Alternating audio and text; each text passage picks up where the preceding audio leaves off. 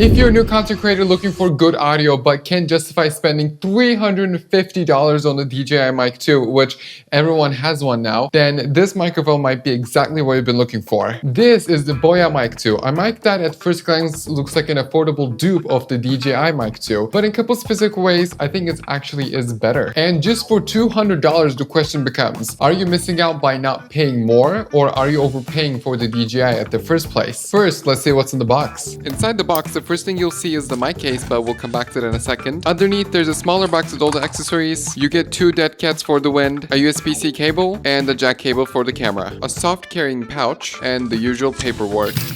Now back to the main case. Inside you got the 2 transmitter mics, 1 receiver, and a USB-C adapter for your phone. Now let's take a closer look. Now I don't have the DJI Mic 2 here to do a direct comparison, but that was kind of the point. I chose this one instead because of the price. So the premium mic actually worth it? Let's break it down. Here are 8 things I like about the Boya Mic 2. Let's start with the transmitters, the actual mics, which I'm wearing one right now. The mic transmitters are surprisingly small, smaller than I expected. They might actually be the most compact mics at the spec level. The design is very clean, they are semi-transparent. If you look closely, you can see the circuit board inside. That's the new trend, I guess. On the front, there's a wave pattern and the Boya logo. I could have done without the logo, but that's what every brand does, so can't complain. Functionally, you got a power button and a noise cancellation toggle on one side and an internal recording on the other, and the jack port on top in case if you want to plug in a lav mic. The magnet clip on the back is surprisingly strong. It holds onto clothing really well and even sticks firmly to metal surfaces, which is a nice feature to have. It's a good looking mic, but how does it actually sound? Well, you're hearing it right now with just a touch of EQ to cut the echo from my room, but I'm gonna turn it off for this section so you can hear it raw. This is an unprocessed audio straight from the mic, and I gotta say, for the price, it holds up really well. Better than I expected, actually. Of course, it's not a Rode or Sennheiser level, but when it's clipped on a t-shirt in a normal distance, it sounds very clear and very usable. The only issue that I've noticed is when you hold the mic really close to your mouth,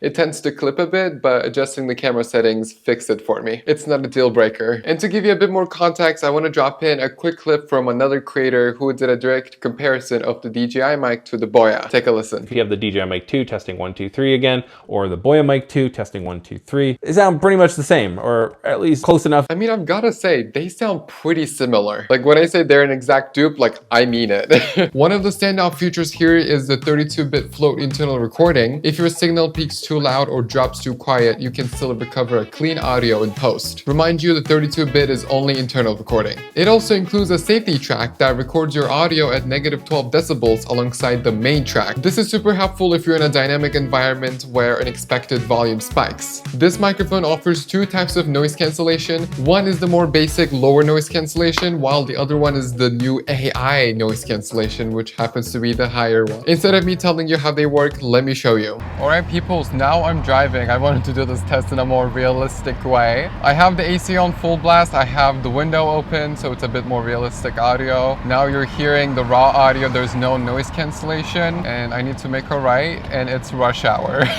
Now you're hearing the raw audio. Now I'm gonna switch it to the noise cancellation, the AI noise cancellation. Now you're hearing the AI noise cancellation again. I have, oh God, slow down. I have the fan blowing, the AC flowing on full blast. I have the window open, and this is how my voice sounds. And now I'm gonna switch it off to the normal noise cancellation. All right, now you're hearing me through the normal noise cancellation, and this is how it sounds. Again, I still have the fan blowing, and I have the window open, so you'll hear all that road noise. And this is how my voice sounds with it. You'll hear the cars passing, and then I'm gonna switch it off to the noise cancellation again, to the AI one. And this is how my voice sounds with the AI noise cancellation. You'll hear the cars pass, and I have no idea where I'm going. I have to speak and say something so you can hear me.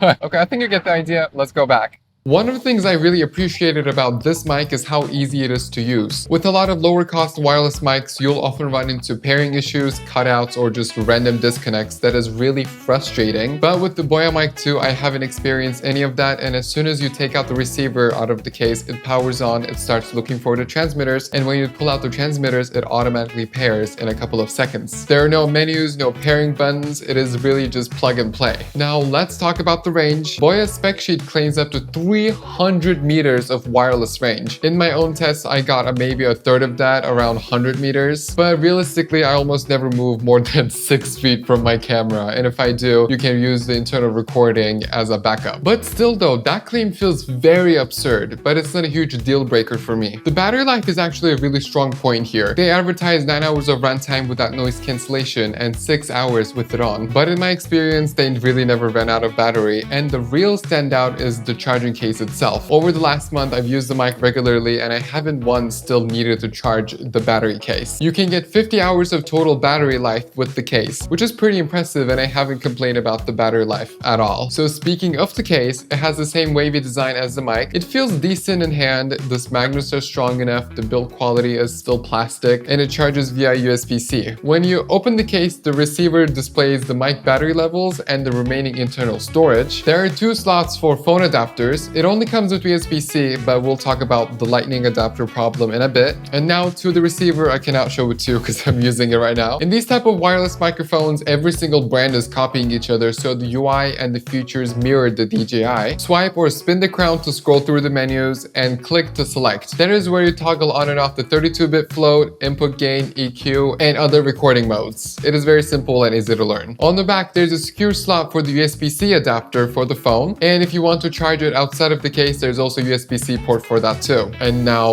let's talk about the quirks. First, it only ships with the USB-C adapter and there's no lightning. If you have an iPhone that is lightning, you have to order that separately, and it's not from Amazon. You have to go to their website, hunt it down, pay $20 for it. They include both of the adapters in the models like the Link 3, but why not here? Isn't this the better one? And the second problem is the receiver mounting. You cannot mount the receiver the screen facing the lens, or you. As a solo shooter, I need to see the audio levels and confirm that it's recording. DJI extended their clip design to accommodate for this, but Boya didn't. In Boya, they did it in a way that it only works in one way. And my workaround for that is to use double-sided tape. Hey, I mean, it works. You just stick it on top of the camera and then stick that on top of two. And the third problem is the 32-bit float recording. It is very easy to get the files from the mic and play it on QuickTime, but for me, when I drag them into Premiere Pro, I get nothing in the timeline. What worked for me was trimming the audio in Mac Preview, just a quick crop, and then saving it. Then import it to Premiere, and I haven't had any issues. Doing it that way also doesn't change the 32-bit float. It is a really strange and annoying bug, but here's your fix if you run into that. And no, the firmware update didn't solve it either. You have to update it by connecting the transmitter to your phone and using the Boya Connect app. But the app doesn't give you any extra controls, it is just a better looking menu. So for my final thoughts, is the Boya Mic 2 worth it? For $200, yeah, especially if you're just starting out and don't want to drop $350 plus on the DJI. It's not flawless, but it gets 95% of the job done. And I used to have an older mic. It was only a receiver and transmitter that you had to plug in a lav mic, and switching to these has been actually helpful. It is very easy to set up. If I need a mic, I can literally just take it out and start recording. And I got this on sale. It was $150 instead of $200, so it's even a better deal. If you can find it for that price again, I highly recommend it. The link of this product will be down in the description. What do you think of this mic, and what mic are you using? Or are you switching to this one?